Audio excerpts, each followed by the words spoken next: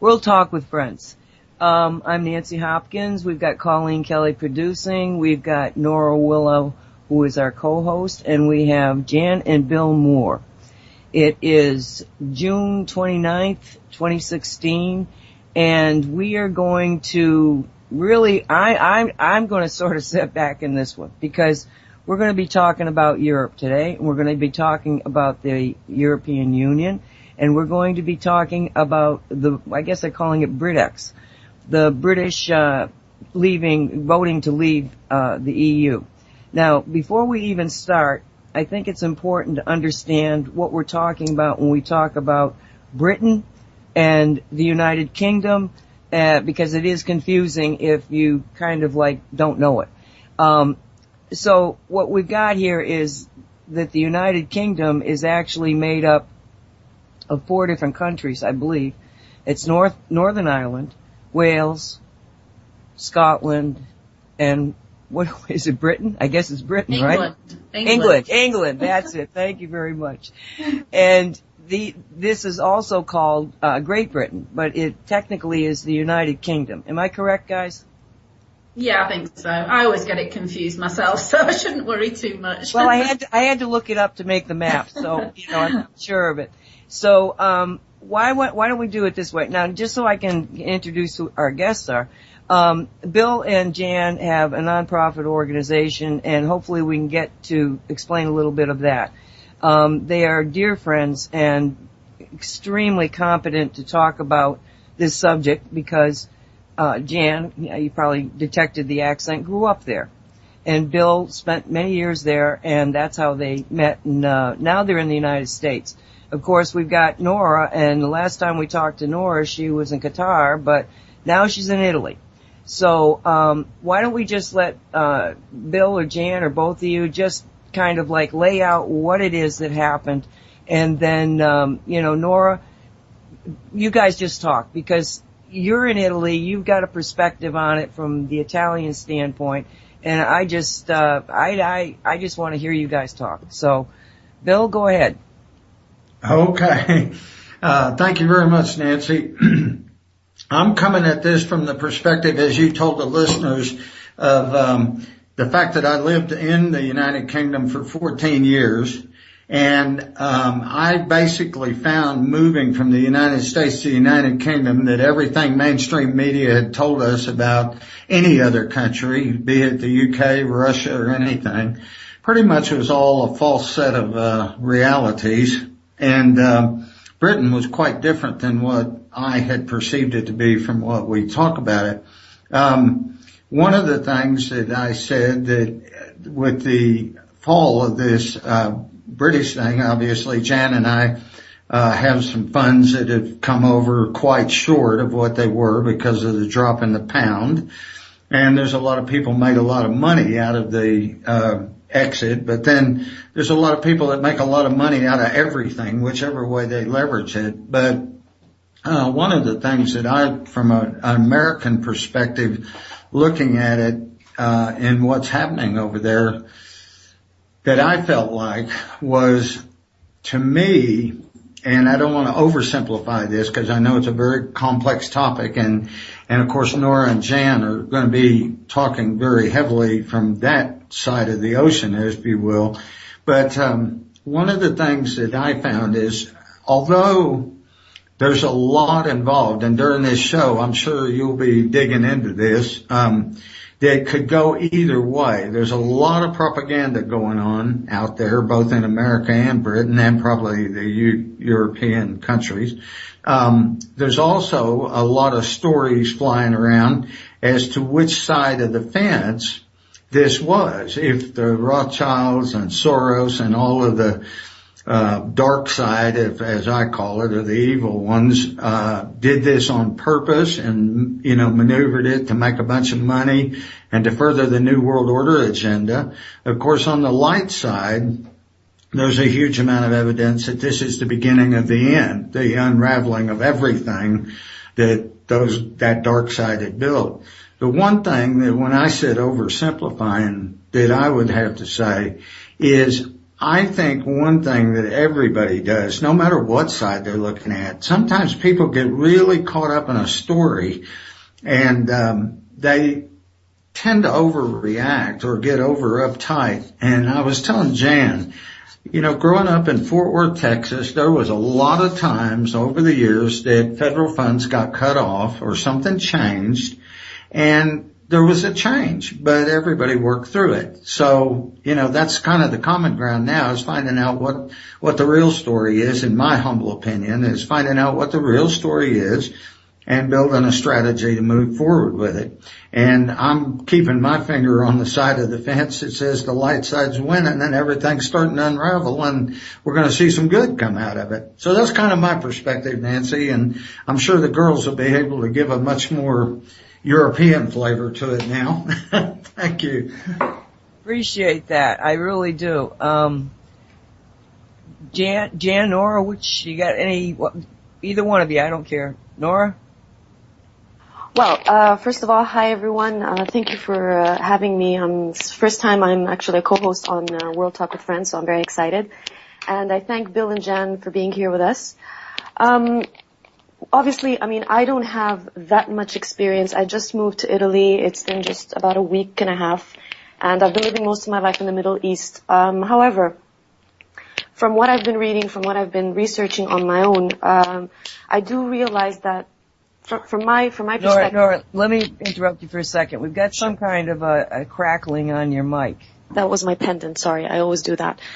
Okay. Thank you. Okay. That's maybe the first thing that I would like to focus on. That besides everything that Bill very well said, I find it a little bit interesting how the West, or Europe in specific, talks about democracy and how democracy works and all of that. But then when it comes to the real thing, you see that actually democracy is not applied, because now you're seeing that, after the people have spoken, and, it's not about agreeing or disagreeing. It's about the people. If the majority, wants out, then that's democracy. And, seeing, that they want to try again until they get the vote that they want. This already in itself should be a question mark for everyone. People have to question that. It's not about everything else. That's the first thing people should question, in my humble opinion. So that's the first thing. The second thing I'd like to say is that obviously on an economical point of view, since Europe, and again, I might be wrong, just please anyone jump in if you have any other opinion on that.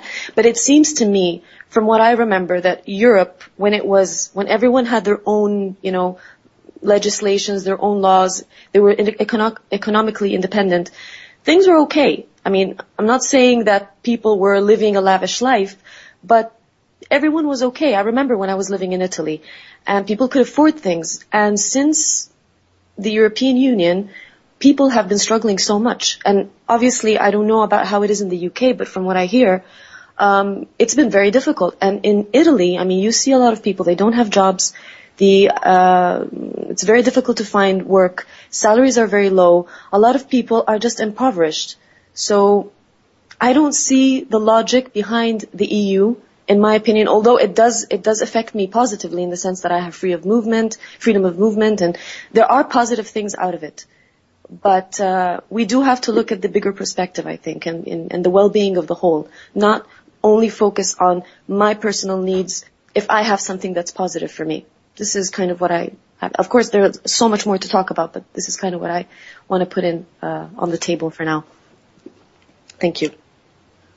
Nora, that's a really good perspective. What I'd like to add to it is, to be honest, I'm really quite shocked, although I don't shock easily, so that might be an overstatement, at the effect of this vote on the British people. I'm sure you've all seen a lot of examples of that on social media, yes, where there is so much dissension and conflict now in the UK because of the result of the vote. And, it is a very complex subject. The kind of impression I've got is that a lot of the Brexit people are now saying that they voted out more as a a vote of no confidence, if you like, in the political leadership, and are now, so it's being reported, having second thoughts about this. The other issue that's come out as well is that there was some misinformation given by the people who were supporting the leave position. And that again has complicated it, because it's kind of given a justification to those that wanted to stay to actually petition for a new referendum based on political misinformation that was given during the campaign. The media is positioning it, as far as I know, as being the primary issue of immigration, but I think that's vastly oversimplifying things, because, you know, so much more is being said now about the effect of the exit on the stock market, on the exchange rate, and we've experienced that ourselves personally. So it's not a simple question at all. And, you know, my kind of radar for some dirty work at the crossroads, as we say, went on the alert immediately when this immigration thing became the major issue, because, of course, this has been going on for some time. It was the source of the Paris attack where people were killed. It's been which was a false flag. It's been given the cause for multiple other false flags and killings and racial conflict and everything else. So it's very interesting to me that it should have been put as the primary issue in relation to Brexit as well, which is vastly oversimplifying things. I'm sure we can talk about that at some point as well. The only other thing I wanted to add to this was that, it's interesting that the turnout for this vote was much, much higher than in a general election, and the level of conflict between the two sides is much, much higher than when a general election result is called, which again is an interesting point. But the other thing is that, you know, Britain, UK, whatever, never fully bought into the EU because they never bought into the euro. And they maintain their independence in terms of the currency. True. So really there was never that 100% commitment to being in Europe. It was very much a foot in both camps. So I'm not drawing any particular conclusions here. I'm just kind of throwing up some of the facets of this story. And I've seen a couple of other things as well. You know, I don't know if you're familiar with Christopher Everard, who I only came across recently, who did a really excellent video about the history of the EU and the fact that it originated out of the Nazis. Yes. As we know, many other things have done. And, of course, Germany has been... Jan, let me interrupt you here, because can you go into that? I mean, the history of it, because... This was one of my questions. Yeah, can you just sort of stop there and just set the stage as to how it all started up to begin with? Yeah, I don't claim to be able to explain it in the same way that Christopher did in his video. And I think his website is Christopher Everard, everard.co.uk. But he basically goes back to the history of the royal family in England, in Britain, and the fact that Prince Philip, his whole family was connected with the Nazis, and his sisters married into members of the SS, and how his family history, as far as England is concerned, the UK is concerned, has been really kind of airbrushed out. And of course there is so much, I'm not sure evidence is the right word, so much information out there about the royal family being involved with the Cabal. And so the EU, which was established after the Second World War, became the next stage in the creation of the New World Order in terms of, you know, globalization and so on. And of course, Germany has been a very, very dominant member of the EU. We all know Germany is thriving and really dominates the votes and the vetoes and everything else. And that kind of ties in with this whole theory, if you like, that it's part of this Nazi Khazarian mafia regime. And Merkel is also tied directly to Adolf Hitler. Yes. Merkel, you're talking about the Chancellor of Germany? Yeah, Yes. the Chancellor, Yeah. Angela Okay. Merkel. Angela Merkel. Okay.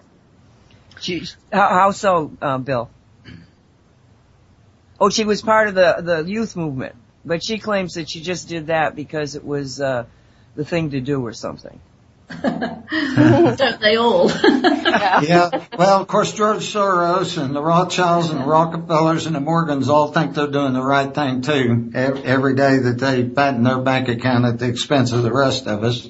Well, they are doing the right thing if you want to consider the fact that the reality they've created is working perfectly. We're all being impoverished and kept stupid. So it works. They are doing the right thing for what they want. The problem is we don't want what they want. Yeah, and I think, this is something I tell everybody that I talk to. I get a lot of people that go right up against this and say, how can you look at something this way or the other? But you know something? Anybody that's listening to this radio show, anybody, I would say that just as I say to everyone, don't look at what any one person says, do the investigation. And of course, Nancy, you are probably a world-class investigator, obviously, with 9/11 and the Kennedy thing. But I tell them, investigate these things. But rather than saying, look at, Britain's exit or whether Obama should be tried for treason or anything else, I say, why don't you investigate the UN Agenda 21 and investigate the Georgia Stones, where it is written that they want to depopulate the world down to 500 million people. I said, once you understand at the top of the agenda where they're going with this, then it gets a little easier to look at it and say, okay, we have something like Britain's exit, and how do we look at all of the stories out there and weigh up and investigate and find out what's really true? As I said, not to get off the topic, but you are a champion investigator. I've looked at 9/11. I know exactly there is no possible way that was an outside job. And I was there the day Kennedy was killed. And I know for a fact that that was with an agenda, just as you found out. So, it's digging down to find what are they actually trying to accomplish here. Was this the good guys, actually making some progress to unravel it? Or was it an agenda that Jan talked about? There's a lot of conflict coming up in this. And I think it's no secret that they're doing the same thing in the U.S. I mean, right now we're tiptoeing the very fine line of an actual all-out civil war over here. So, it's digging into it and saying, how do we push this into the good side if it's not already, or if it is, how do we get everybody calmed down on it? Well, Ben Fulford had an interesting take on the whole, well, he always has an interesting take on it, but from his standpoint, it is an unraveling of, it doesn't even matter at this point whether it's the dark side or the light side. It can't work. The system is unraveling. It just doesn't work. So nobody is going to be able to stop it. And he talks in terms of the White Dragon Society and what they're trying to do. And then he talks about the Rockefellers, and he said that the Rothschilds actually made billions, maybe trillions of dollars. And supposedly they made more on the pound situation when this happened, that the money went crazy, that they made so much money, they had actually made more money than they made at Waterloo, which was a situation where the Rothschilds knew that Napoleon had been defeated, but they told the British people that, in fact, it was the other way around. And because of that, and because of the crash of everything happening around them, they were able to basically start up the Bank of England and everything else. So this was a very big money maker. And when you look at the money that they made, you have to go, was this just another scam to make money?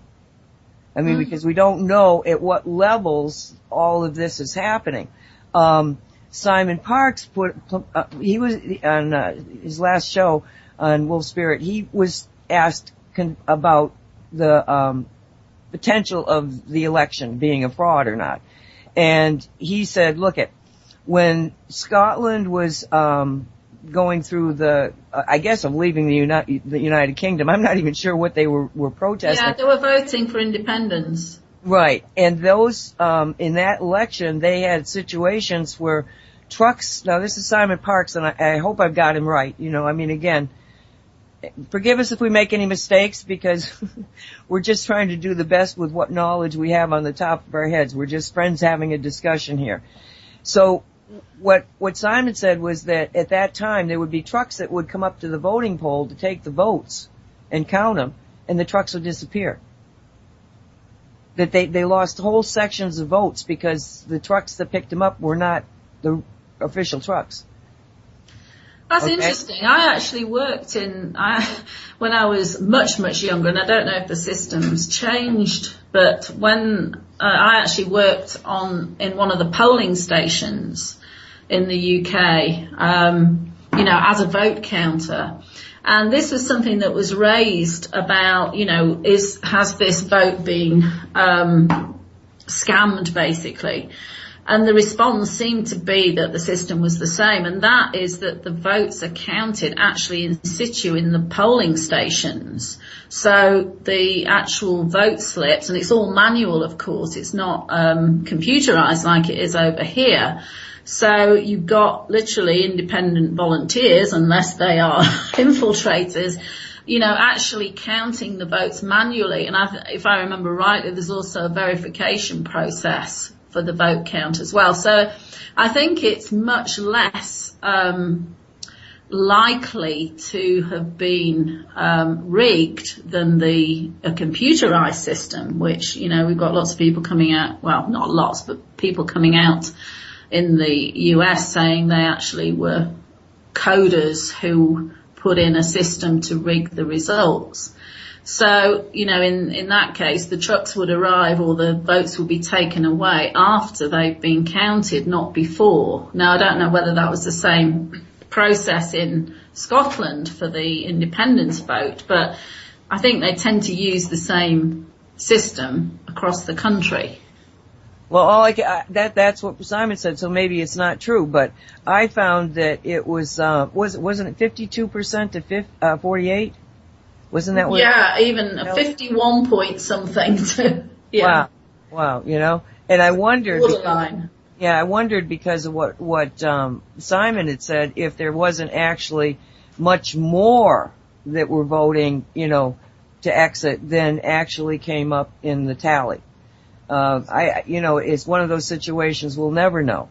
But the fact that it was virtually a 50-50 thing, that puts you in and with a large turnout, that puts you into a situation of really kind of splitting the population.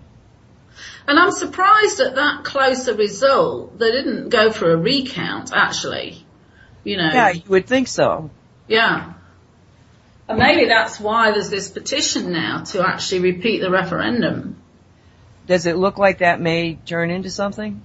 Well, they've had quite a lot of votes already, and, it's a bit like the petitions to the White House. When it reaches a certain number, it has to be considered, and it's way over the required number. I think the number was 10,000, and they're up in, last time I saw it was up to nearly 50,000. So, it has to be under consideration. But again, that, in a way, that's creating more conflict, with the Brexit people saying, well, why should we have another referendum? You ought to accept the result, and that's the end of it.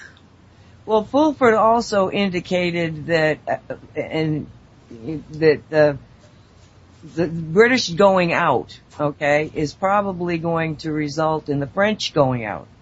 And then it's going to, act like a domino effect. Mm-hmm. So if all of a sudden they're putting the whammy on everything by requiring another referendum, that makes it like very interesting because everything's on hold. Because if the people are in the process of really kind of awakening and saying, look this isn't working for us, and the Brits have had the courage to be able to say it's not working, let's quit. We've got to follow the Brits. We've got to get out of this thing. But now the Brits are boom. So we might be having this conversation for 3 or 4, 5, 6 months from now. The same situation not resolved. Yeah, and I think we need to recognise that there are two factions here, if you like, in this whole, post-vote debate, because, we've got the faction that is completely the sheeple, and I hate that word because it's very disrespectful to people. They've been deliberately brainwashed. But we've got people who are completely unawakened, who take in everything that the mass media says, and who believe that the whole thing is about immigration, which is very naive if you understand the complexities of this. And then you've got the people that voted who actually are awake, who understand the bigger picture agenda, who are familiar with the Christopher Everards, who look at the alternative media, who, perhaps follow David Icke and so on. And they're voting with a whole different mindset and information base than the people who are just relying on the politicians and the media. So that in itself is, again, almost creating a subset of conflict between those people that are saying it's simple and you made the wrong decision because you're racist and everything else, versus those that are saying this is about, political domination, it's about economic manipulation, it's about globalization, it's about the New World Order, and that the flood of immigrants was a deliberate ploy to create these kinds of situations, because there have been immigrants in the UK for years. I mean, the biggest influx of immigrants was from India and Pakistan back when I was young, in the kind of late 50s and 60s. And to be honest, they were filling positions that there weren't British people to fill. And then we started with, when after the breakup of the USSR, quite a number of Eastern Europeans then started coming into Britain. So this is nothing new, but of course the whole thing about the Muslim situation and ISIS has been blown up to deliberately create this separation and this conflict. And of course Trump is doing the same thing over here, making, immigration a major issue. But this has been really inflamed by the media and is distorting the whole picture of the EU and its real function completely. Well, what do you think that is, the function of the EU? Why did they set it up to begin with? I mean, it was probably set up for the New World Order and the ability to organize and control. But what has it been doing? Is that how was it set up that we know that Germany seems to be the major player, but that's the only thing I know. And France was a pretty strong player. I mean, the French won't take any shit, I mean, they protest about everything. And in fact, one of the latest things, I think that might have even been in Benjamin Fulfer's report, about the fact that the French authorities now can't cope with the level of demonstrations that are going on. The farmers have always been very militant about the agricultural policy and things like that. I mean, if you look at it from the point of view of the trading position, I think and again, if this is mistaken in any way, don't hold me accountable, but my impression is that it was a bit like, the United States is a major, major power and a very large entity. And uniting Europe was a bit like creating another United States, but with united countries in Europe to actually create a trading base and to make it easier to actually trade on an economic level. And of course, then they introduced the euro, which was meant to kind of stabilize across the different nations the whole trade, base for trading in currency. And it also, as I say, as Nora was saying earlier, it opened up the borders so that anybody within the EU could work and live in any country without having to go through an immigration process. So I think that the issue that arose, and this is something that came up in a video I shared, which was by somebody called Mark Blythe, who is, and I'm having to look at my Facebook post to remember, Professor of Political Economy at Brown University. He was talking about the fact that the EU has actually by stealth become a political organisation. And, it makes policy without it really being done on a democratic basis. So it started out as, it was the economic union. And that was the point of the original concept.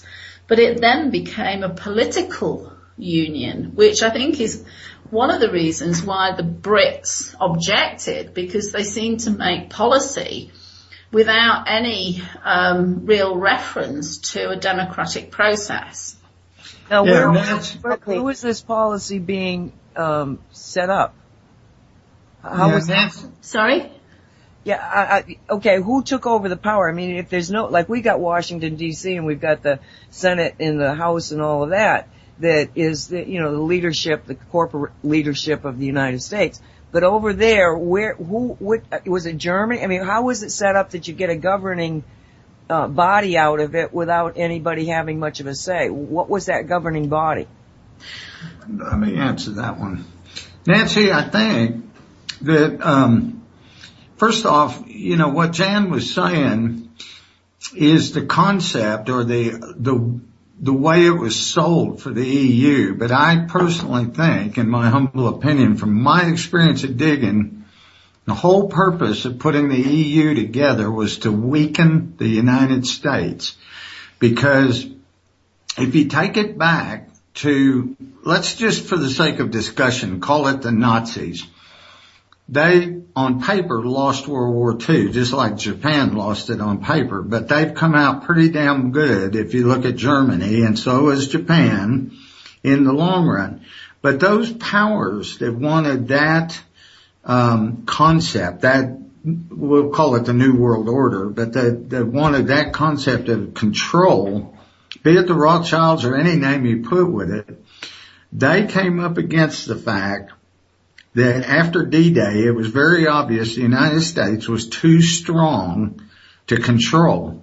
So it was my understanding from a lot of the research I did that the purpose of the EU was to sell it on the same concept they sold the North American Union, trying to get Canada and Mexico and the U.S. all into one thing so that they could put those four quadrants of the world together. Once all four were in place, that they could put those four quadrants together and then say, bingo, we've got it. We control the whole world.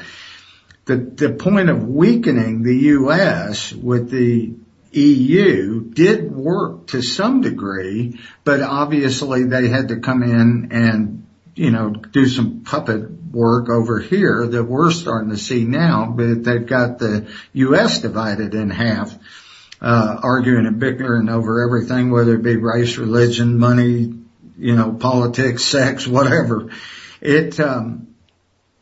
To me, that EU, situation, that's why I say that I look at it from a positive, hopeful side, that this may become the unraveling, because every time something like this comes up, yes, it is to their advantage if there's conflict and argument, and the more we fuss and fight, the less attention we can pay to what's going on. Example, the British thing was such a high point in the news on the British exit that Monsanto went in and made a secret deal with the U.S. Senate to get GMO labeling off of the next 2 years, where there would be no GMO labeling allowed. we're going to see how that comes out, because of course now things are coming to light so much faster. And I think this is going to happen for your listeners as well. I think they're going to see this British exit start showing a lot of things very rapidly. You know, it took a long, long time to figure out what happened with John Kennedy. It took quite a long time. It took over a decade to find out 9/11 was an inside job. On this, if you notice and look back, when the Orlando shooting happened, within a week, they captured the second guy involved out in California, and he sang like a songbird that the whole thing was a CIA setup. And he went through every detail of it where there was absolutely no doubt, and the FBI stepped right in and said, shh, everybody quiet, we don't want to talk about this. So when people are starting to see things happen that fast, this may be what's going on over there right now with this bringing about another referendum and everything else. It may be on the left hand or the right hand, whichever way you want to look at it, may be creating a lot of conflict, and to the advantage of those powers that be that want the power over in Brussels and to continue that total control domination. But on the other hand, the whole thing does bring a lot of exposure really fast. So maybe have them having a second referendum, the vote would go even more towards exiting. That's what you would hope. That, well, now I really know why I want to exit. And now this time we're going to do it again. Because, and like you say, everything is blowing up in their face. Everything they try seems to blow up and just kind of accelerate the awakening. Yeah, exactly. And you know, the other thing that's good about it is even if the UK voted to go back in, it doesn't necessarily mean that France and Italy and other countries won't say, well, I don't care what the UK did, we're getting out. The other thing is it's a catalyst that gives a lot of people sitting on the fence courage. And from a U.S. perspective, the very next day, I saw the internet starting to light up with get the United States out of the UN and get the UN out of America. And I think that baby's coming. And that'll be the best thing probably that ever happened to the U.S.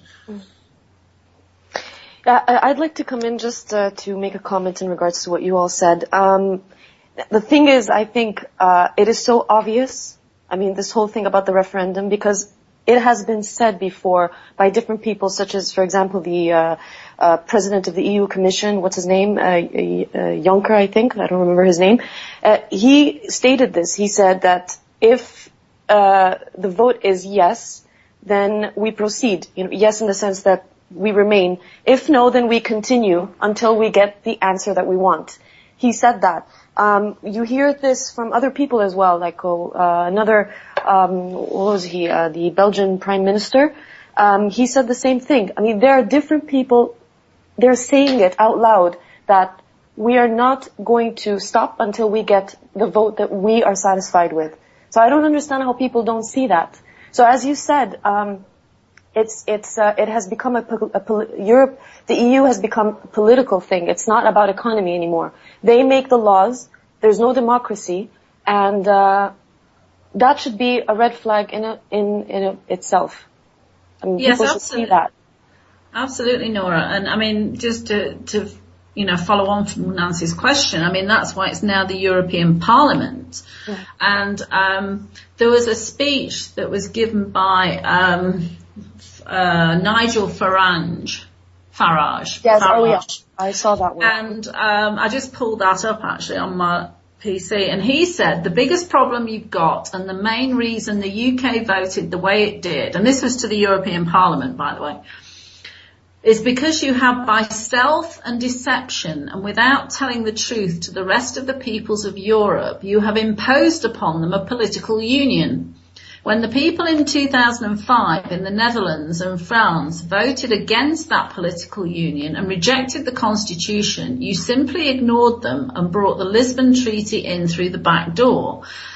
And I think there have been, without being an expert on this, there have been multiple examples of, policies being railroaded through by those with most power to to sway things, going back to Germany and as I said, even France to an extent. And of course the parliament itself is in Brussels. So, it has transitioned very cleverly from let's get together and do trade to now we can take over and we've established this entity that people have bought into. Now we can move our agenda forward, and that's the way that they tend to work, is it not? Indeed. Let me, Nora, you got something? No, it was just I'm just curious as to why these people are either very stupid or something else at work. Why did the economy go down because of bad policy? I mean, because in the Soviet Union, the real problem with the Soviet Union is the concept that it was being controlled from the top economically. So they decide, well, we need 400 tractors, therefore we need X number of tires, therefore we need X amount of rubber to make the tires. So it was this 5-year planning thing that, of course, you cannot plan from the top because you make all these tractors and nobody needs them. So was it that kind of a thing that trying to control the economy was really mucking up the economy? Or do you think that it was also a design to bring down the economy? I think it's an impact that varies according to the country involved. It's what Nora was saying about, the fact that there are a couple of key countries in the EU that are doing fine, thank you very much. And this is where I would really recommend looking at this video that has Mark Blythe talking about the economic side of things. Because, by establishing the euro,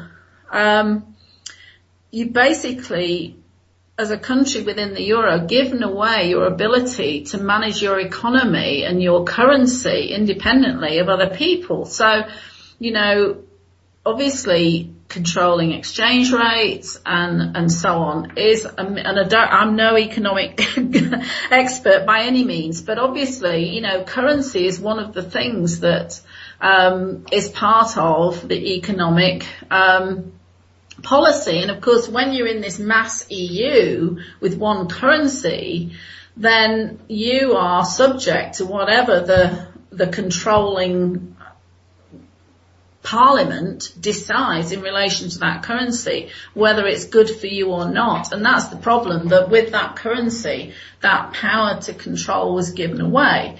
Now, interestingly, and I can't remember when it happened, but the pound used to be controlled by the government, and they gave away that power to the Bank of England because they positioned it that then it wouldn't be subject to political influence, it would be independent, which I thought at the time was, that's a pretty good idea. And then when you realise that the banksters are behind so much of the economic manipulation, it's like, shoving the chicken or the fox into the hen house, isn't it?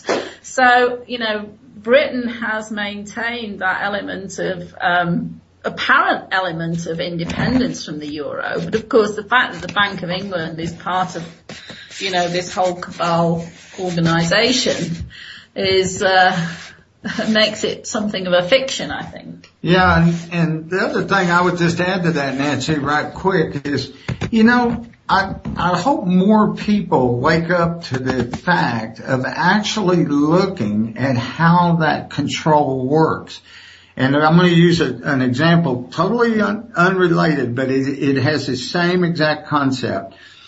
When Nora was talking about that it has not worked well for Italy, and you look at how well it has worked for Germany or somewhere else, if you look at it, the people who are doing well are the ones who had a lot of money to begin with. Even the politicians, you look at our Congress, you sit and go, how do you get so many millionaires when they don't do anything or never did anything or never owned a business? And those people that are making that policy, that are squeezing a country like Italy and then fattening another country, be it Germany or wherever, they usually have money. And the example I was going to give is if the American people were to wake up and look at the issue that's going on with gun control right now, trying to take away our Second Amendment right to protect ourselves from an out-of-control government, all of those people who are screaming gun control, and the higher-ups and trying to push through that are all surrounded by armed guards or carry weapons themselves. And you sit there and you look at it and you say, now, wait a minute. This is a bit of an irony. It's not actually an irony. It's a hypocrisy, because they say, oh, well, we're fat. You know, we're fat cats. We've got a lot of money. But if we just get our claws into a little more, we'll be even better off when they're already doing very well. Same way with the gun control. They don't need guns because, of course, they don't need them because they have armed guards around them all the time. But they can take them from us, and then they can take our power. You know, to me, the economy is just as hot as the guns. You know, they're both a weapon when it gets to people. You take money away from people and you put them into poverty, you've got them pretty well under your thumb until the uprising comes, and that's probably what we're seeing now with that British exit, is a bit of the uprising starting to come into play. Well, I definitely think that the Second Amendment is not so much a right as a something that you have to do as an American citizen. It's a responsibility to have a gun, because with a gun, the only reason that America is still semi-okay freedom-wise is because we got the guns. You take those guns away, and we've got no power anymore. Yeah, and look at the crime rate in Switzerland, where they require everyone to own a gun, and then look at the crime rate in Chicago with the tightest gun control laws in America. You can see the agenda from the gun perspective just looking at Chicago in the U.S. and saying, you know, that city is totally under control and it's out of control.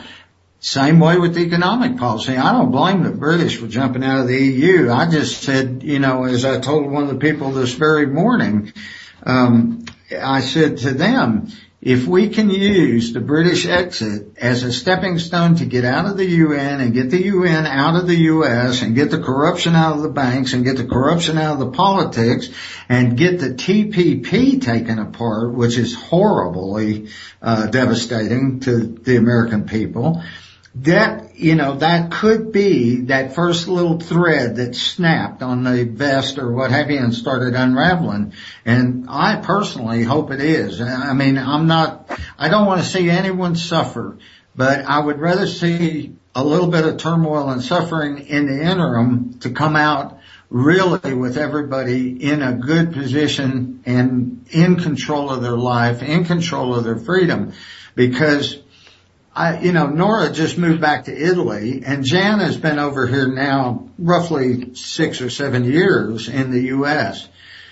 In the 6 or 7 years even, not a lifetime you and I have shared, she has seen the U.S. shift to a very totalitarian military police state very, very, very rapidly. And that goes right back to the economic control, because the gun issue didn't come up when they took away our economic control, putting the Federal Reserve Bank in 1913. So, you know, that hopefully is the next thing to unravel too. I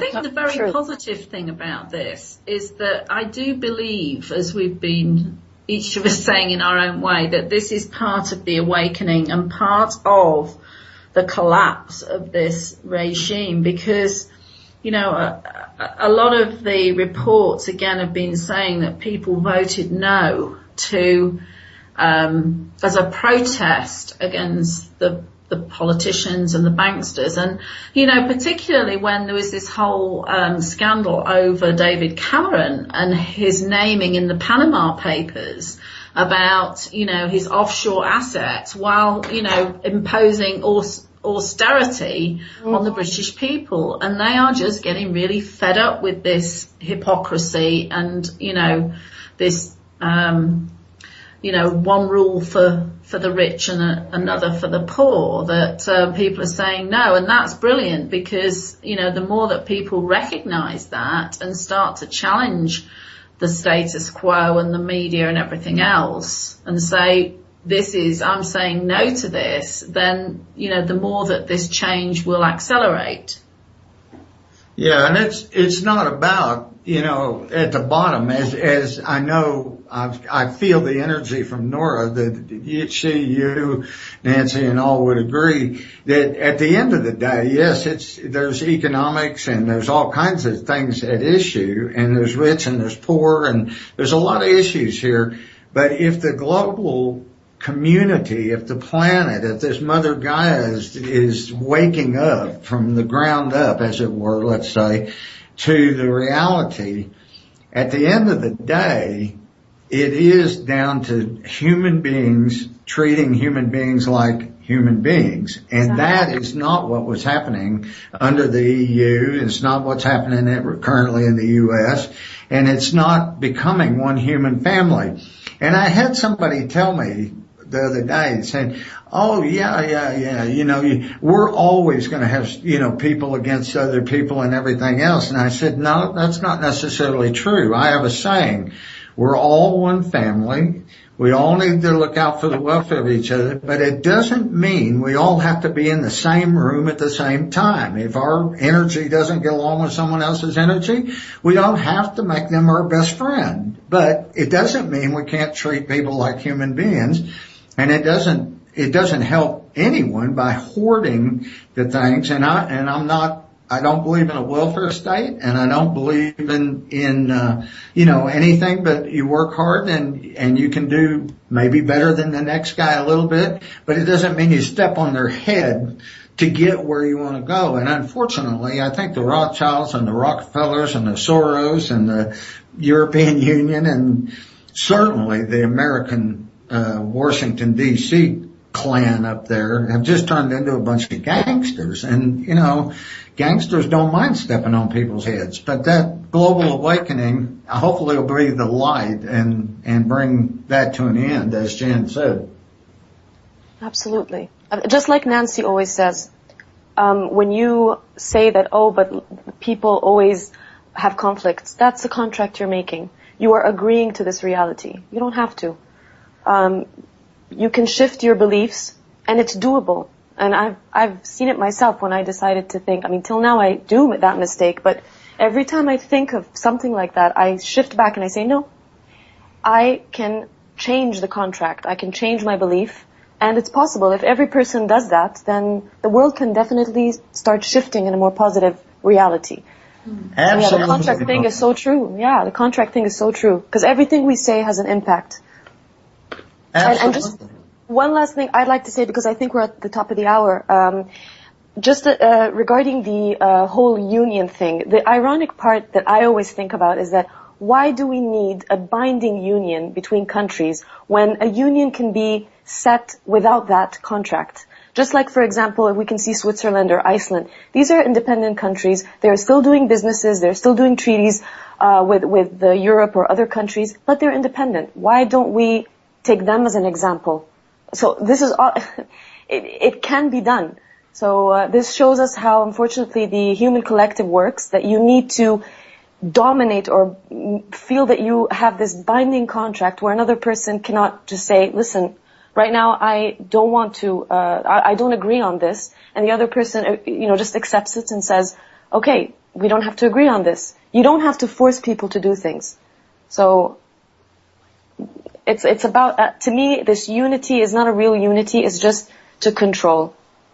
I agree completely. I think that's absolutely right. And it's the result of brainwashing, let's face it. The people who are so hysterical about leaving the EU have been brainwashed into thinking that Britain can only, be successful economically by being within the Union, which is complete bullshit. So. For God's sake, I read they were giving away 300 million or 350 million pounds a week. Why don't you just keep that money for yourself? Keep it for your people. Why are you giving it to the European Union? And at the end, even businesses, they don't have any sort of legal rights. They have to always go back to the laws of the EU. It's ridiculous. Yeah, Okay, and Nora, let me break here because we are at the top of the hour, and when we come back, I do want to let's mention Iceland, because Iceland is much more than just an independent state. They may be the key to everything. Nancy, I know you wanted to go on to Iceland. Before we do that, could I just throw something into the mix here? Sure. Obviously, Benjamin Fulford and others are saying that the Cabal is, collapsing, and that a lot of what's going on is something of a panic to try and regain, maintain control. And one of the things that really confused me on a logical level was really the different ways that you could look at this whole Brexit thing.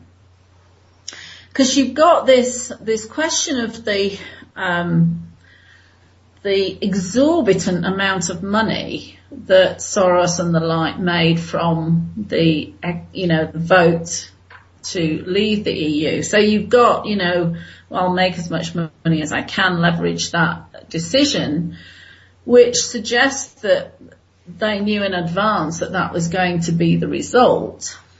You've then got, the concept of the EU as being part of the globalization New World Order strategy, which, if it was going to be rigged, would have kept Britain in the EU rather than out of it to maintain that organisation. And then you've got this whole thing about the immigration to create this conflict, which, is part of the agenda to create this third world war, or at least to create these various civil wars in different countries. So, you've got the Trumpism that is creating this racial tension. You've got now what's happening in Europe with this flood of Muslim refugees and immigrants in. So in effect, it seems like it's a bit like this kind of desperate attempt to create as many options to get the outcome that they want, some of which are actually working against each other. I don't know if you've got anything that you'd like to throw into that. Well, I think it's because that they're falling apart, that they actually have different agendas. yeah, Nancy, It's got the Rothschilds and the Rockefellers are pulling apart. I don't know what the different groups are, but according to Fulford, the Rockefellers and the Rothschilds have never been in bed together. They simply have been working the same scheme. Yeah. So now it's like rats deserting the ship. And I think that may possibly be why the Rothschilds, hey, listen, there's a lot of really good psychics out there. It could have been a planned thing that they would lose and everything would go on and, And then, no, it wasn't, but the Rothschilds had the better psychic and saw that and took a chance on the money. Yeah, that's very true, Nancy. And, I was just going to say that people hedge their bets and what have you, because, this is one of the things that the media and the distortion has had. And, because I was in commercial real estate, I followed Donald Trump from very early days of my, understanding of him. And I at first had one opinion of him because of the fact that, he's, not that big a deal because he did it on daddy's money. But as I watched him over the years, there's a classic example. Obama is actually creating the biggest racial division in American history. And at the same time, and by the way, Martin Luther King's probably spinning in his grave on that one. But, on the other hand, Donald Trump is actually being distorted by the media. He hires minorities. He hires Democrats, Republicans, independents. He's involved in all kinds of things that, are across the board. But yet again, the media is making his issues about the fact, let's do immigration legally. Let's not let the illegals in. let's get the ones who are here that are legally, rightfully able to be immigrants to America through the proper process and get it out. But they're using that as a divisive thing to distract from the fact that Obama's bringing in people who are actually dangerous and are committing crimes and what have you. And Hillary has an agenda even 10 times the size of Obama's. So again, this goes back to people doing their homework, doing their research, and not getting caught up in the fact that, oh, well, so-and-so's a Republican or so-and-so's a Democrat, or, you know, the media says that, that Trump's a racist or what have you, because, you know, that is the exact agenda they want us all to fall in the trap of, is to say, oh, you know, well, so-and-so's, you know, not good. And then they can get the person in that can ship people off to the FEMA camps or whatever the agenda is de jour. And, I think that that's one of our big problems, that people have got to stop looking at things on the surface and start saying, A, I'm going to dig a little further, and B, I'm going to sit quietly with this divine quantum universe that gives me everything I need to know. And as Nora said, I can change my own belief systems, but if we get in touch with that and say, what really feels right? I've done enough research to see both sides of the story, and instead of just getting all hot-headed and running out and saying, oh, well, this guy's bad or that guy's bad or this girl's bad or whatever, saying what feels right for me. And in a sense, I have just in my 14 years experience, I didn't grow up there like Jan did. I think the British people actually did that. I think in the vote, they actually said, we can smell a rat. We don't like what's being done to us. And, you know, they just said, this is what feels right to do. And maybe it was roughly 50-50. But if the other 50% would actually stop reacting and start digging and start looking, I'll bet you it would have went 75 or 80%. Yeah. Could I jump in here? And it's before we talk about Iceland. Sorry, Nancy, but because it's so appropriate. No, just go with it. Yeah. What I'm going to say is going to sound a little irrelevant, but you know, everything is connected. For me, because I don't know, Bill and Jan, you don't know. I'm half Saudi Arabian. My father is from Saudi Arabia, and I've lived most of my life in Saudi. So. I see a very clear connection between this whole immigration thing, which is a key to what the manipulation and what's happening. Islam, in a way, is kind of a tool used to, you know, brainwash people and get them to hate, you know, Islam or things like that. But we need to go back to the origins, and I can see it very clearly. Long ago, even until the 80s, people in Saudi Arabia were very relaxed. Things, I mean, okay, you know, you have Islam, you have certain belief systems and all that, but people were very relaxed. There weren't all these restrictions. Even on TV, for example, something very, very dumb, which is music. They used to put music videos on TV, something that after the Gulf War was prohibited. Now, this is where we kind of bring in, the United States government. And remember, Nancy, we were talking about this with my friend Nora on the other show, and the line got cut off. Right. The thing is, in my belief, is that things changed drastically after the Gulf War. They suddenly all these religious police kind of people started having power. These religious police they're not policemen, but they're these bearded guys with which a lot of them are convicts, actually, by the way. They go in the streets and control people and tell them what to do and catch people and things like that. So they're tyrants practically. And this happened after the Gulf War, not before. They were non-existent before. I noticed that the shift of how people view Islam and how extremism has unfolded was after the Gulf War. So in my opinion, I see a very clear idea that there are Muslims, let's say, who are corrupt, who say they're complete hypocrites. They say, oh, we hate the West. Oh, the West are all infidels. But they're actually working along covertly with the West, not the people, but these governments that are completely corrupt and have their own agenda. So and obviously we know that unfortunately the Muslim Brotherhood is also closely knit with the British government as well. So when I see this, I see a very clear pattern where the Muslim people and even the non-Muslims in the West or wherever are being put against each other. It's besides the point what your belief system is and what your value-based system is. It's just they are putting these people against each other so that then they can control. But it's coming from the governments and it's coming from these Muslim heads who claim to the people that they are for Islam and all that, but covertly they are big hypocrites and they just use Islam in a very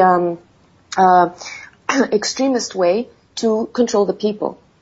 This is how I see it, and hence everything that's happening right now. You're absolutely right, Nora. The whole thing's being paid for by the United States government.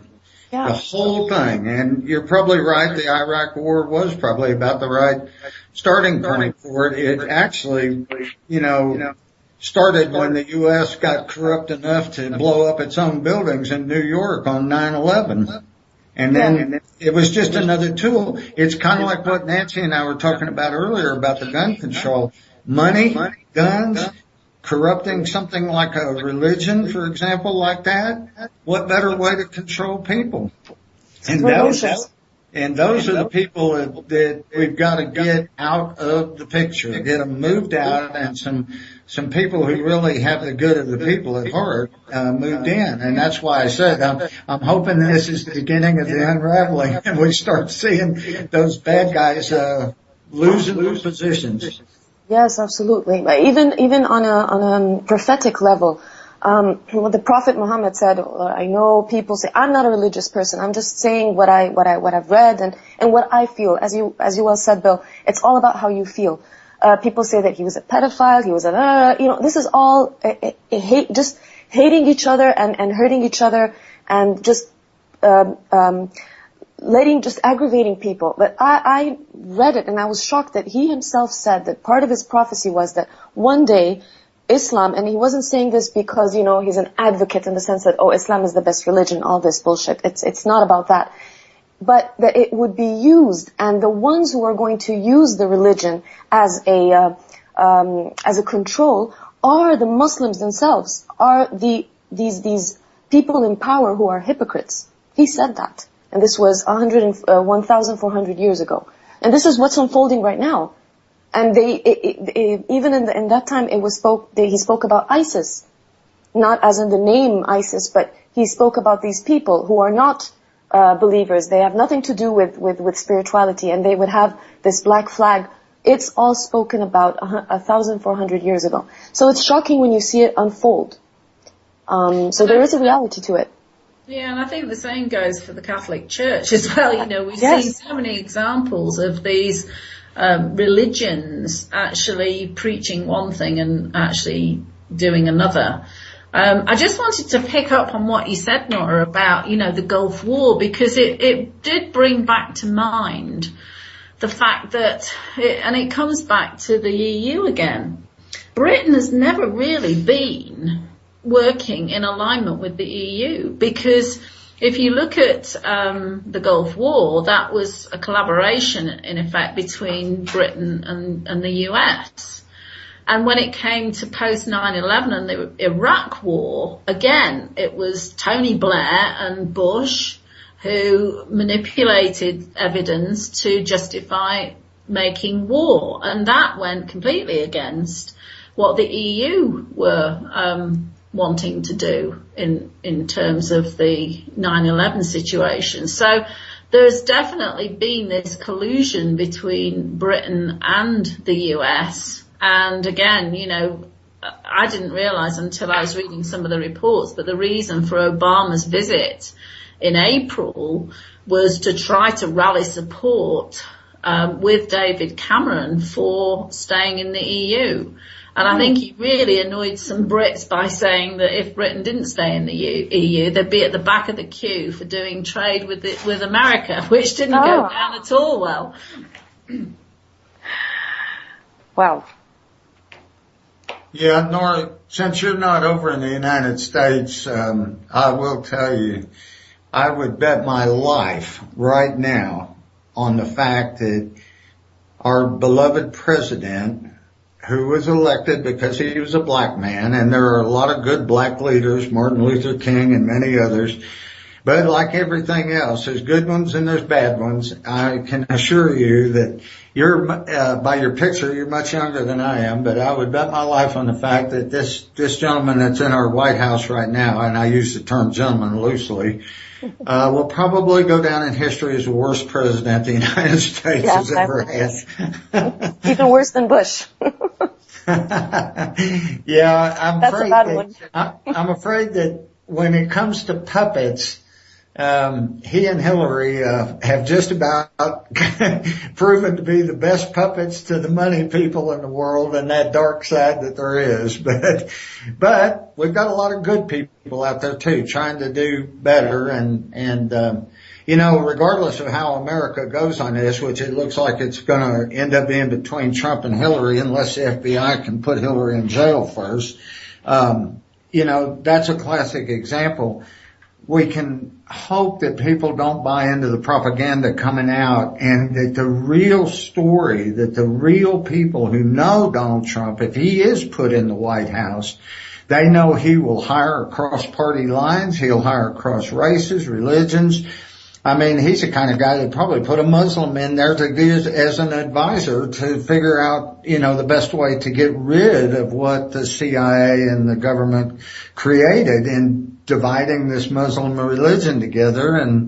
And, you know, if it hadn't been for whoever, I mean, I'm not taking sides with any religion, but if it hadn't been the Muslims, it'd have been the Catholic Church. If it hadn't been the Catholics, it'd have been the Methodists. You know, that's just the way these people work. And that's where the world is waking up now.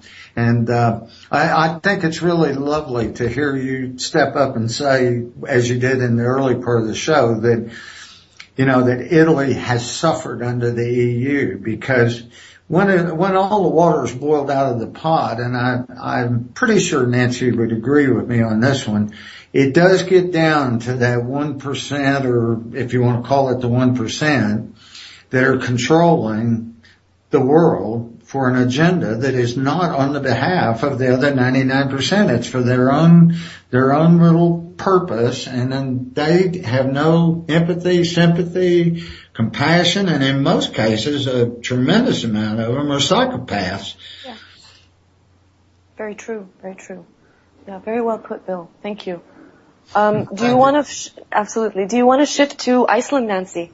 Well, I'm just sitting here and I've got so many things going through my head, but, you know, first off, Thomas Jefferson stated, well, first off, the American Revolution was a revolution based on the fact that the Bank of England was trying to control the colonies.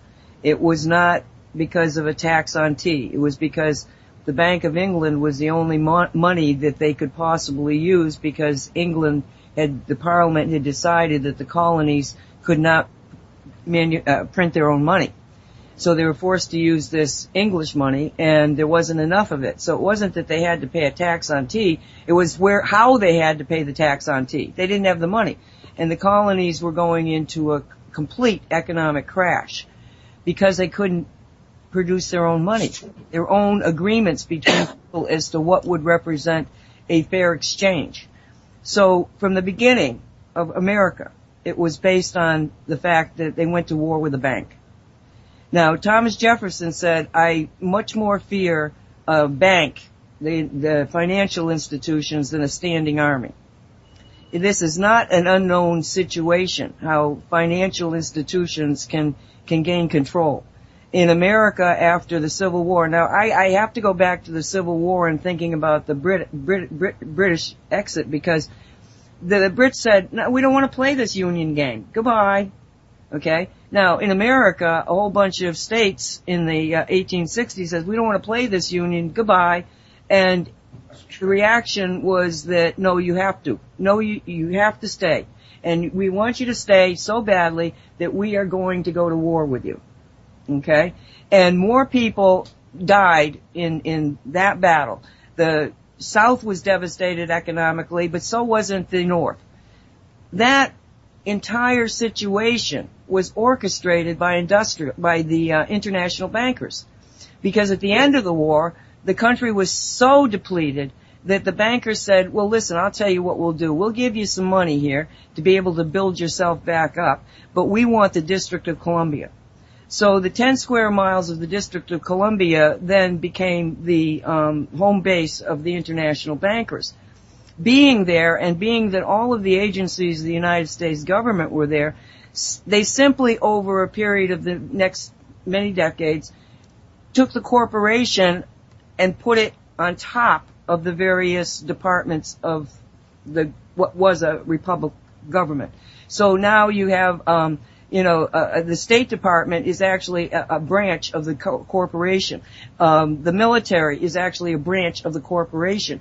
The corporation is a stock market entity. It has a DUNS number. You can look it up. It says that the chief executive officer is a guy by the name of Obama, and the second one is a guy by the name of Biden. And the number of people that they employ is the exact number of people that are employed by the federal government. This is not anything anybody can dispute. There is no Republic of America. It is a corporation. And that is true in all of the major countries. There's a few of them, Iceland being the prime example. And I want to tell you about that in a second. But the reality is that I'm not fighting just to change the government. The government's not there. There is no republic. It's been taken over by a corporation. I have written extensively on it. There is no doubt in the world that what I'm telling you is a falsehood. Because when I heard it, it was from a woman going to a Tea Party rally. And this was very early in the game. And here you got these people and they're going like, something is wrong. I know something's wrong. We better get together and try to fix it. And the Tea Party, in the first election cycle, it made an impact. By the second one, it was a dominant player. By the third one, it had disappeared. Okay, but in the beginning, there was a woman, and she's on a little stage, just a makeshift stage in some kind of a baseball field or something like this. And the woman is telling me the story I just told you, and she was crying. And by the end of it, I was crying, and I didn't even know if she was telling me the truth or not. So I did a lot of research, and absolutely, without a doubt, that woman was telling me the truth. So the same situation of people awakening is, it happened here with the Tea Party. Now they just took them over, made them sound crazy. Everybody forgets about them. But the same situation is happening in Europe, where the people are coming awake. Now they know something's wrong, they just don't exactly know what it is. So they can jump on something like, let's leave the EU because, of the immigration problem. Okay? Because they're trying to wake up. So even if it's a falsehood, when they learn about these falsehoods, because it's like you say, Bill, it's just happening faster and faster, the information is getting out faster and faster. So I agree with you. This is a total takedown. Now, when Nora mentioned Iceland and Switzerland, I just get such a tickle about Iceland because it's this little country. It's not any big player or never had been a big player. Yes, it's got oil and it's got a lot of other things. But I want to tell you what happened to Iceland, and I did look it up. Let me just pull it up here. I've done a couple of shows on Iceland, and this information comes from a year ago, June 2015, okay? I'm going to just read through it because I don't want to trust my memory on this. Iceland is beautiful, yet unfortunately unique in how it chose to handle the disaster. It simply let the banks fail, which resulted in defaults totaling $85 billion, lending ample justification for the prosecution and conviction of bank executives for various fraud-related charges. The decision seemed shocking at the time, but the gamble has obviously paid off. Choosing a different route, the U.S. bailed out the banks and let executives off the hook by levying fines that ultimately ended up being paid by the corporations, meaning the executives ostensibly responsible for the mess got off scot-free. Why should we be a part of a society that is not being policed or without responsibility? Special Prosecutor Ulfur Hauksson said, after Iceland's Supreme Court upheld the conviction have held the convictions of 3 bankers and sentenced them between 4 and 5.5 years. It is dangerous that someone is too big to investigate. It gives a sense there is a safe haven. Hoxons, a police officer from a small fishing village, ended up taking the role of special prosecutor after being urged to do so when the first announcement to fill the position drew no applicants. The Icelandic parliament even aided the prosecution's effort by loosening secrecy laws to allow investigations without the hindrance of or requiring court orders. 6 of the 7 convictions that ended up in Iceland's Supreme Court have been upheld, and 5 cases were scheduled for the top courts as of February. An additional 14 cases appear likely to be prosecuted. By contrast, the animosity Americans felt towards the largest financial institutions after the bailout has grown bitter. After the banks pleaded guilty in May for manipulating global currency and interest rates, the court imposed a paltry fine of $5.7 billion, which won't even go to the people most affected by the fraud. Iceland's successful prosecution and economic recovery remain the subject of envy for Americans. Now just imagine saying, good Lord, you people are crazy here. We're not going to bail you out. We're going to put you in jail. That's what the Icelandic people did. Now, yes, they went into a crash, but they came out of it very quickly, and now Iceland's economy is one of the most stable economies in the world. Nobody wants to look at them because they are an example of when people say enough is enough and they don't go along with the BS and the crazy reality that the banks have been pushing on them and say this doesn't make any sense and take action, you turn everything around.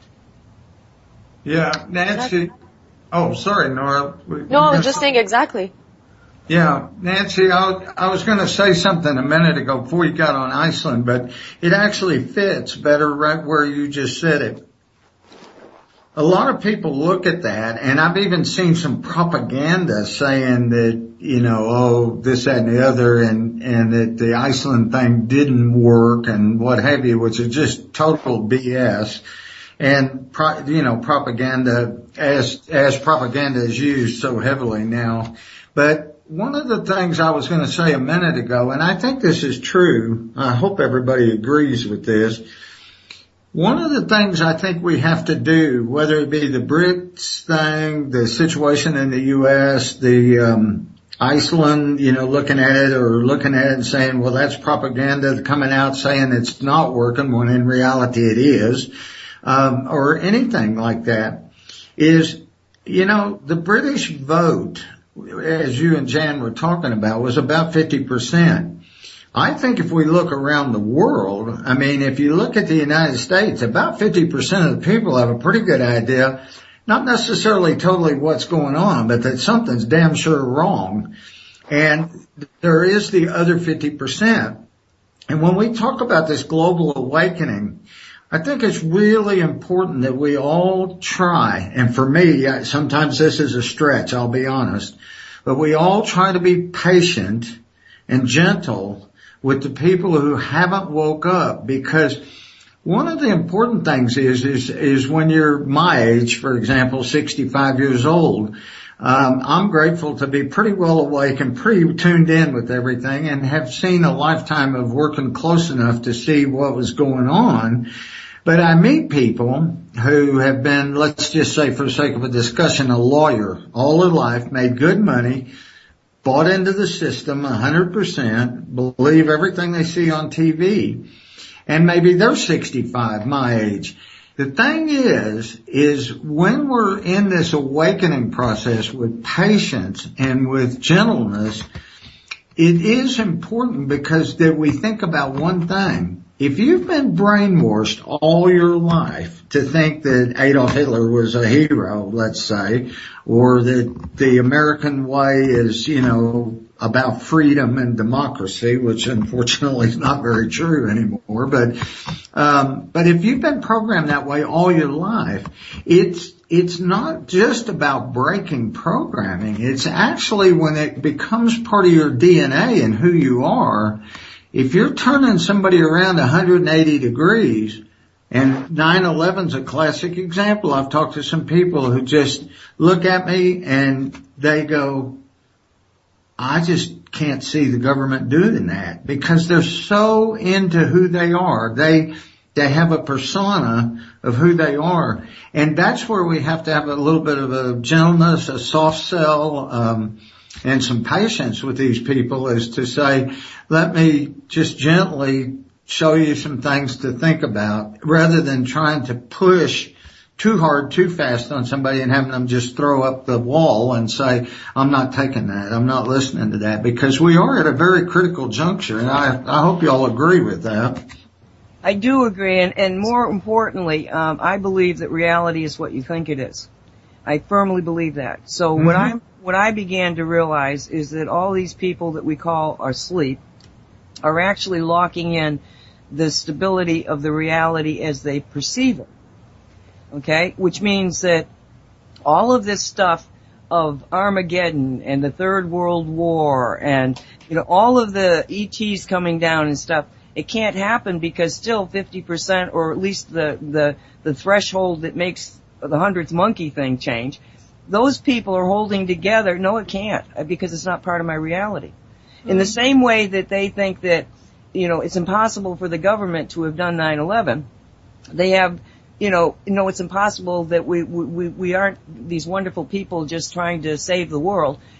That's holding that reality together long enough for us to build another reality. Because you're never going to get these people to wake up if they're waking up into a nightmare. Wake up, the sky is falling. I don't want to wake up. Don't make me wake up. But if you create a reality of love, of appreciation, of the basic morality that you learn in a sandbox, if you bring in the concept of do unto others as you would have done unto yourself as the working mechanism for humanity, and you have this wonderful reality that's sitting right next to theirs, when they start to wake up and they see it, they go, oh, I want to go there. Yeah. Well, isn't it practiced by example? That's where I've come to, is that we have actually got to begin to give solutions. That's why when we talk about the bad things, I want to talk about Iceland, because Iceland is an example of what we can do if we just do it. Amen. And I think that would be a really powerful example to get introduced into the UK at this moment, because, one of the things I was reading this morning before the show was the fact that there's a complete vacuum there at the moment in terms of, well, now we've chosen this, and, there are people kind of preaching platitudes about it'll either be disaster or it'll all work out all right in the end, but there's no real really coherent alternative being promoted in place of the EU model. And to actually use Iceland as the model would be a great opportunity. Absolutely. And the thing of it is that the only place that they're getting the information is places like this radio station. That's what's I'm watching it, and I'm watching, the mainstream media is falling apart. If you see what's happening, they used to always have the same story. But now they have, the New York Times is saying one thing and the Washington Post is saying another. Why? Because the whole thing is falling apart and they're starting to take sides. There's not the cohesiveness even in their message. But on the internet, on programs like this that really try to delve into the little details and to then say, well, is this really bad? Well, no, of course not. What's happening is that you got people that are living in a slum. We're used to living in a slum, and they've just built these beautiful new places, that you can go and you can live in, and, they don't want to leave because they're used to the slum. There's this inability to want to, just go out and try something new has been beaten into them. It's the fear of the unknown. It's the fear of the unknown. It's the fear of the unknown, but it's to be, yeah. It's been beaten into them by the very people that want to be in control, who know that they, really need these people beaten down in order to control them. The worst thing that happens is when somebody does, in fact, wake up and say, whoa. And that's what I believe is happening worldwide. And I think that it's happening in ways that we don't even understand. Because I go out there, Colleen, me, all of us, we've all been out here in this arena. And once you begin to talk the talk, people go, oh my God, I understand what you're saying to me. We are getting the ones that are already awake are stumbling around trying to find the answers. And gradually we're all finding each other. Yeah. And that's what's taking it down is the awakening. And the more that we focus on taking it down even faster. I mean, I took the 9/11 Crusade book and I put it up as a free PDF. I'm not getting any money from it. Yes, you can still order it from me and I'll even autograph it. But I wanted the information out there. I don't want to wait around for somebody to find it. Please, everybody, you can go to cosmicreality.net and you can go to the Shungite store, go down to the books, and you're going to be able to get a PDF that will tell you what really happened on 9/11. Yes, I wrote it as a fiction. Why did I write it as a fiction? Because no matter how many facts I gave somebody, if they were in the mindset that Bill just described, they would not hear me. So I made a fiction because I wanted to be able to get into the minds of somebody that would have orchestrated such a thing who is not an evil person. It was an evil thing they did, okay? But the reasoning behind some of these people is that they don't even know the full implications of it. But they have a reason. They had reasons for thinking it was a good idea. No, it was not a good idea. But we can't just go around just saying, well, this guy is bad because they did this. You gotta even understand the people that you think are bad have been manipulated into taking certain actions. And it's like, you catch the second guy in the Orlando thing and I'm gonna tell the whole story. The more we catch them, the more they realize, the more are gonna come out. So I also, Bill, believe that this is another, I don't think it's the first one, I think it's another indicator that it's all coming apart, everybody's waking up, and believe me, there is nothing to fear except fear itself. Yeah, I agree, Nancy. And, the thing is that you were just saying about the slums, that kind of goes back to what I was saying about being patient and gentle and giving the information, not trying to force something down somebody's throat and doing it, as you said, like writing the book in the fiction sense. You're opening the possibilities in people's minds that might have otherwise thrown up the wall. The slum issue is a classic example too, and this is what, of course, Jan and I's whole mission of A Smiling World is, regardless if it's an individual, a family, a relationship, a business, or anything else. It's about empowerment. And when somebody is taken out of a slum and they're afraid to leave it because it's the life they know, that's exactly what I was talking about when it's part of your DNA to just be grabbed and put over into some other situation, actually probably more detrimental than helpful, because until you empower the person to understand that they have choices, and as Nora said, to establish a belief system, and that there's this divine quantum universe that will give us anything we want if we just adjust our belief system and get aligned with it, that these things are possible. But as we gently move people that direction, one step at a time, then as they become empowered, they sit there and realize, I am not destined to live in a slum. I can go out and I can do this and I can do that, and I don't have to be ashamed to ask for some help if I need help or some guidance, and before long, they're out of that situation. And I just, that goes back to the human family. And these people that are the bad people, they have an agenda and they think what they're doing is right. But if it's not serving the overall good of the rest of humanity, we need to, where possible, maybe move them out of being puppets and manipulated, as you said, and where not possible, to move them into a point of neutrality where they're not able to influence anything. And that's probably what all of this is starting to unravel and unfold.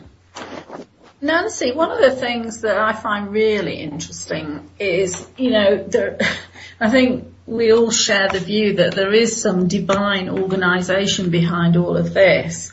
And, it's become more and more apparent that there are certain key people that are being put into the position of being part of the old regime in order to really to have a catalyst to really seeing the truth. I mean, your story in itself is an example of that, and how you went into into army intelligence to really understand what was happening behind the scenes. The likes of what's the name of the guy that runs the Thrive project? Procter Gamble family. Yeah, he was in the corporate life and came out of it because he didn't believe and has now started Foster Gamble, who's now set up the Thrive movement and created the movie that really exposes the issues around the big corporations.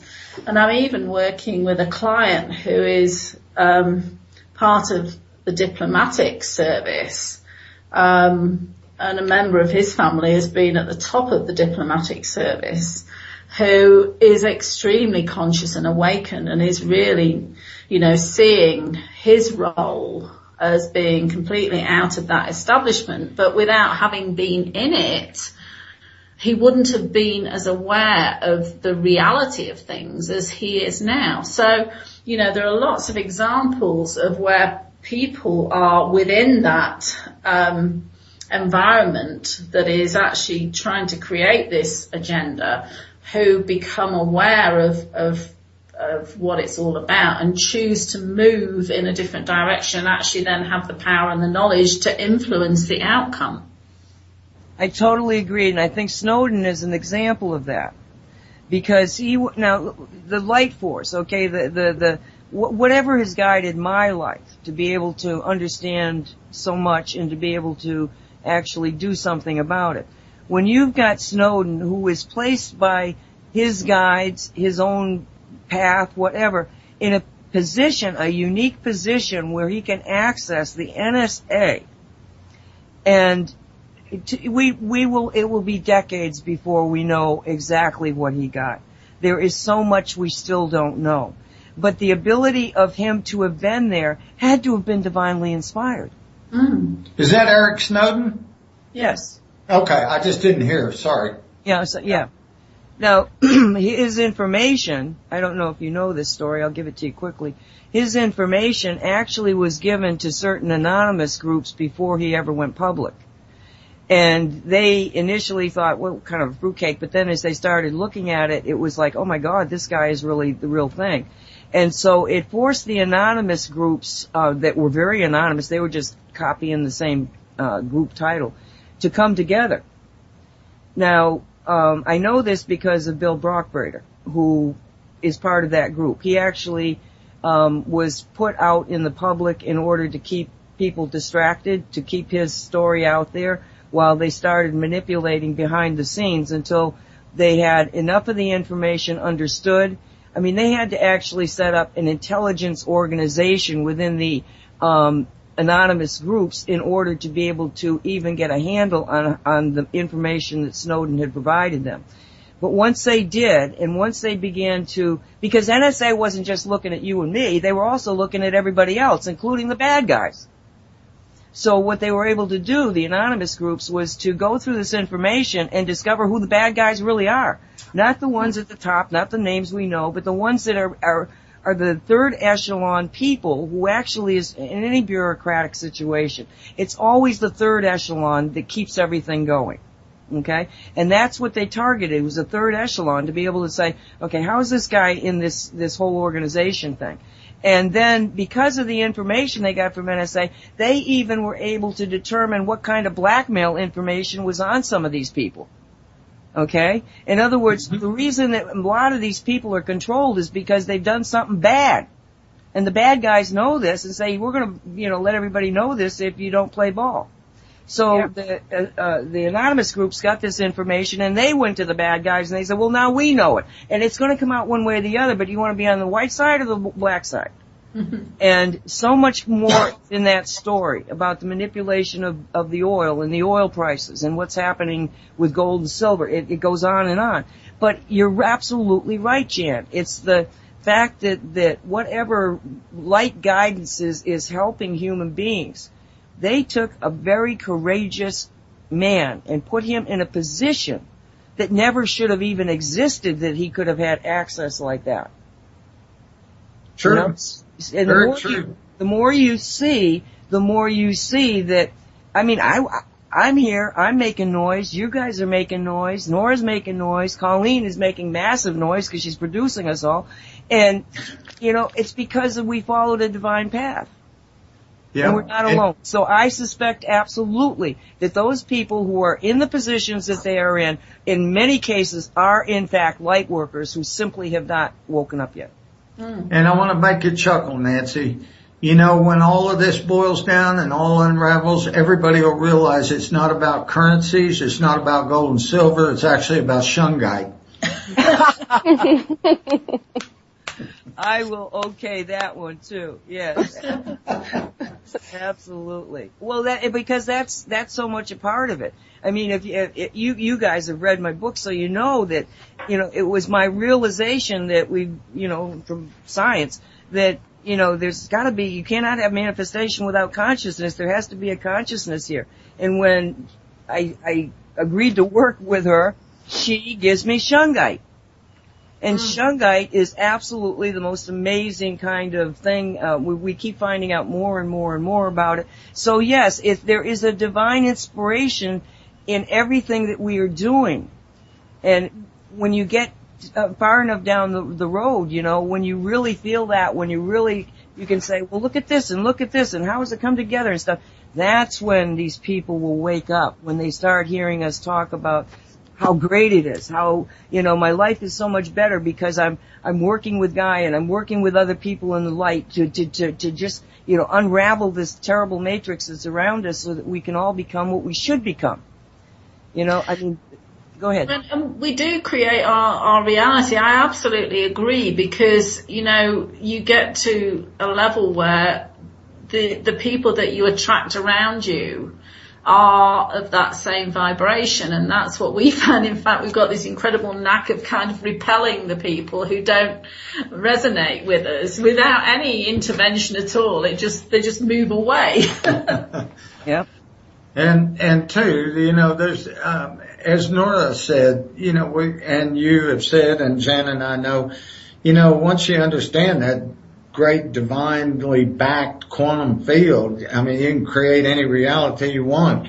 I had somebody ask me the other day, I mentioned that I never got my new driver's license because I ordered it online and it never came. And they said, well, you know, it's supposed to come in 30 days, you know, you need to check on that and get that. And I just looked at him, I said, I've got the receipt. I paid for it. I said, I don't need to check on it. I don't need to worry about it, because I'll tell you something. I'll drive another 25, 30 years. I'm never going to be stopped. I will never, ever have another encounter with law enforcement concerning my driver's license anyway. So it doesn't matter if I got one or not. And I do lots of things that way. I'm not going to say one on the radio, but I divorced a major part of the U.S. government about 30 years ago. And I just told them, kiss my backside. And I said, when my Social Security comes due, you can have anything you want out of it. I'm not going to collect Social Security. You can have that, but I don't ever want to hear from you about anything else about money that I owe you. You just take it out of money I've already given you. And never heard a word. And the NSA, I know you're listening to that, and I don't want you coming banging on my door, because you're just not going to find me. I don't exist. They got more to worry about than us, you know. Listen, that's right. That's right. We're at the top of the hour. Give your website and a little bit of an intro as to what it is you guys are doing over there. And I'm hoping you will agree to come back, because I think that we've got a lot more things to talk about, especially the 21 agenda.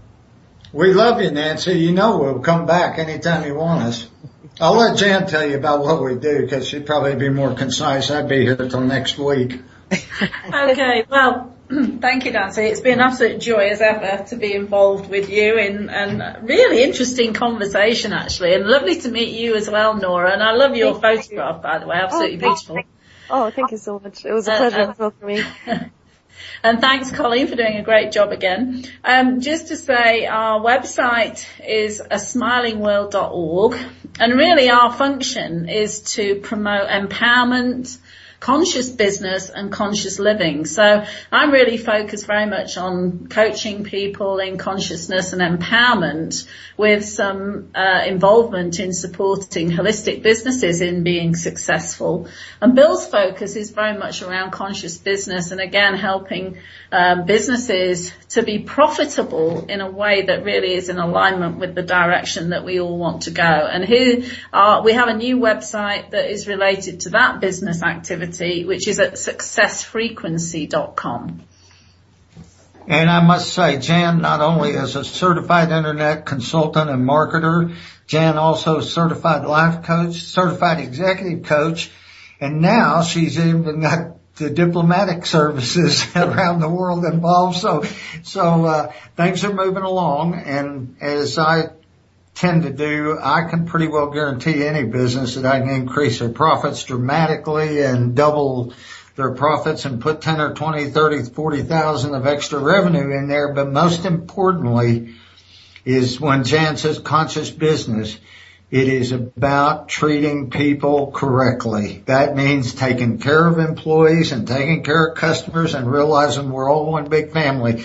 When they do that, you wouldn't believe how the profits skyrocket, and they go, wow, this really works. Well, Nora, want to say bye to our audience until next week?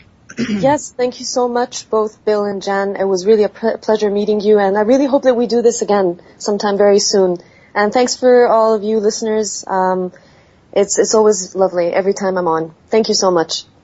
Thanks, Nancy. Thanks, Colleen. Thank you, Nora, Bill, Jan. Yeah, we got to do this. Maybe, I'll get with you offline, and we'll figure the next step. That'll be great. Lovely. Thank you. Yeah. Jan and I send all of you, Colleen, Nancy, Nora, all of you, and all the listeners, a huge hug. We're very huggy people. Yes, I know you are. And I'm still. I cut people. Someday we all got to get together in the 3D for one group hug. Let's just envision that. I just got this flash in my head of everybody in the world holding hands. Yeah. Let's just, and then hugging each other. This is the new reality. It's the top of the hour. I gotta go. Love you all out there. Thanks so much for being here and just giving your insights. It's just been marvelous. This is Haggy Shack Radio production, simulcast over Wolf Spirit Radio. That's wolfspiritradio.com, haggyshack.com, and both of those places will take your money. Just donate to us because this is the only way that we stay on. None of us get paid for this. Not the guests, not the hosts, not the producers, but we do need the money to keep up on the internet. Thank you so very much. Everybody be safe. And Colleen, it's yours, hon.